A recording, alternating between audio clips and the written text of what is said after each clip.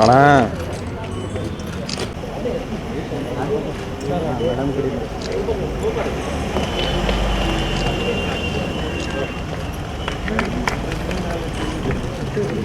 ಈಗಾಗಲೇ ನೀವು ನೋಡಿದ್ರಿ ದುರ್ಗಾ ಪಡೆ ಕೂಡ ಮಹಿಳಾ ಮತ್ತು ಮಕ್ಕಳ ಸಂಬಂಧ ಸಿಟಿಗೆ ಕೆಲಸ ಮಾಡ್ತಾ ಇತ್ತು.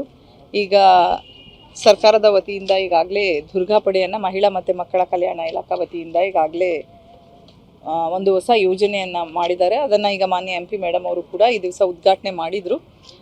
ಈಗ ದುರ್ಗಾ ಪಡೆ ಅಂದರೆ ಅದು ಮೇಯ್ನಾಗಿ ನಮ್ಮ ಸಿಟಿಗೆ ಸೀಮಿತ ಆಗಿರ್ತಿತ್ತು. ಈಗ ಅಕ್ಕ ಪಡೆ ನಮ್ಮ ಜಿಲ್ಲಾವಾರು ಇರ್ತದೆ. ಮತ್ತು ಮಹಿಳಾ ಮತ್ತು ಮಕ್ಕಳಿಗೆ ಸಂಬಂಧಪಟ್ಟಂತಹ ಅವೇರ್ನೆಸ್ ಪ್ರೋಗ್ರಾಮ್ ಮಾಡುವಂಥದ್ದು, ಎಲ್ಲ ಕಡೆ ಹೋಗಿ ಪೋಕ್ಸೋ ಕೇಸಸ್ ಬಗ್ಗೆ, ಮಹಿಳಾ ಮಕ್ಕಳ ದೌರ್ಜನ್ಯದ ಬಗ್ಗೆ ಅವೇರ್ನೆಸ್ ಮೂಡಿಸುವಂಥದ್ದು, ಅದ್ರ ಜೊತೆಗೆ ಸಂಚಾರಿ ನಿಯಮಗಳ ಬಗ್ಗೆ, ಸೈಬರ್ ಕ್ರೈಮ್ ಬಗ್ಗೆ, ನಮ್ಮ ಸಹಾಯವಾಣಿಗಳಾಗಿರುವಂತಹ 1098, 181, 1930, 112ಗಳ ಬಗ್ಗೆ ಕೂಡ ಅವೇರ್ನೆಸ್ ಮಾಡುವಂಥದ್ದು. ಹೆಚ್ಚಾಗಿ ಶಾಲಾ ಕಾಲೇಜ್ಗಳಿಗೆ ವಿಸಿಟ್ ಮಾಡಿ ಮಕ್ಕಳುಗಳಿಗೆ ಕೂಡ ಇದ್ರ ಬಗ್ಗೆ ಅವೇರ್ನೆಸ್ ಮೂಡಿಸುವಂಥದ್ದಂತೂ ಕೂಡ ಇದು ಜಿಲ್ಲಾವಾರು ನಾಳೆಯಿಂದ ಮಾಡಬೇಕಾಗ್ತದೆ. ಇದಕ್ಕೆ ಇವತ್ತಿಂದನೇ ಅದಕ್ಕೆ ಸಂಬಂಧಪಟ್ಟಂತೆ ಈಗಾಗಲೇ ನಾವು 4 ಹೋಮ್ ಗಾರ್ಡ್ಸನ್ನು ಕೂಡ ನಿಯೋಜನೆ ಹೋಮ್ ಗಾರ್ಡ್ಸ್ ಇಂದ ಮಾಡಿದ್ದಾರೆ. ಅದು ಅವ್ರಿಗೆ ಕೂಡ ಟ್ರೈನಿಂಗ್ ಕೊಡ್ತೇವೆ. ಈಗಾಗಲೇ ನಮ್ಮಲ್ಲಿ ಯಾರು ದುರ್ಗಾ ಪಡೆಯಲ್ಲಿ ಕೆಲಸ ಮಾಡ್ತಾ ಇದ್ರು ಅವರೊಂದಿಗೆ ಸೇರಿಕೊಂಡು 2 ಪಾಡಿಯಲ್ಲಿ ಈಗಾಗಲೇ ಹೇಳಿದ್ವಿ ಕೆಲಸ ಮಾಡ್ತಾರೆ. ಇಬ್ಬರು ನಮ್ಮ ಕಡೆಯಿಂದ ಅವ್ರ ಕಡೆಯಿಂದ ಇಬ್ಬರು, ಟೋಟಲ್ 4 ಜನ ಇರ್ತಾರೆ.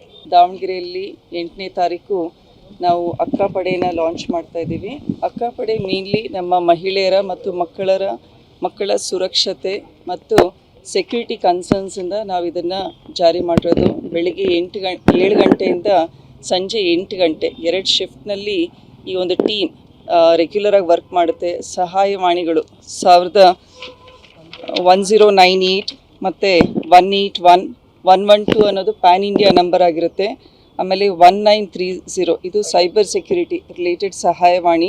ಈ ಸಹಾಯವಾಣಿಗೆ ಸಾರ್ವಜನಿಕರು ಫೋನ್ ಮಾಡಿದರೆ ಇಮಿಡಿಯೇಟ್ಲಿ ನಮ್ಮ ಟೀಮ್ ಹೋಗ್ಬಿಟ್ಟು ಅಲ್ಲಿ ಅಟೆಂಡ್ ಮಾಡ್ತಾರೆ. ಮತ್ತು ಇದರಲ್ಲಿ ಸುಮಾರು 9 ಜನದ ಒಂದು ಕಮಿಟಿಯನ್ನು ಕೂಡ ರಚನೆ ಮಾಡಿದ್ದಾರೆ. ಅದರಲ್ಲಿ ನಮ್ಮ ಜಿಲ್ಲಾ ಪೊಲೀಸ್ ಅಧಿಕಾರಿಗಳು ಮತ್ತು ಜಿಲ್ಲಾ ಮಹಿಳಾ ಮತ್ತು ಮಕ್ಕಳ ಅಭಿವೃದ್ಧಿ ಇಲಾಖೆ ಅವರು ಕೂಡ ಇದ್ದಾರೆ. ಜೊತೆಗೆ ಉಸ್ತುವಾರಿ ಸಚಿವರು ಮತ್ತು ಸಂಸದರಾಗಿ ಮತ್ತು ಎಲ್ಲ ಶಾಸಕರು ಕೂಡ ರೆಗ್ಯುಲರಾಗಿ ಅವರ ಮೀಟಿಂಗ್ಸ್ನಲ್ಲಿ ಪಾರ್ಟಿಸಿಪೇಟ್ ಮಾಡಿ ಅವರಿಂದ ಕೂಡ ನಾವು ಎವ್ರಿ ಇಂಟರ್ಮಿಟೆಂಟ್ಲಿ ವರದಿಯನ್ನು ಕೂಡ ನಾವು ಕಲೆಕ್ಟ್ ಮಾಡ್ಕೊಳ್ತೀವಿ, ರಿಪೋರ್ಟ್ಸ್ನ.